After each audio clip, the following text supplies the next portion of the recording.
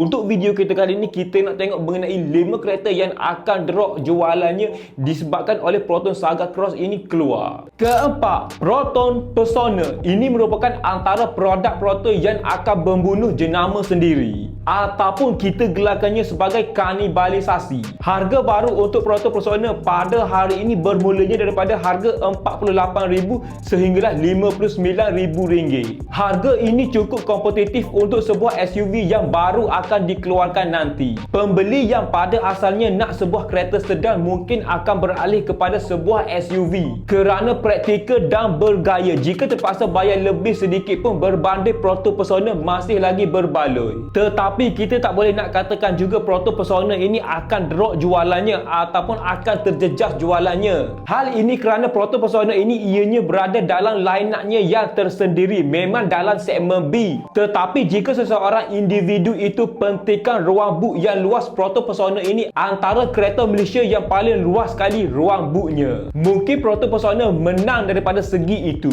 Korang rasa macam mana? Cuba korang komen sikit dekat bawah.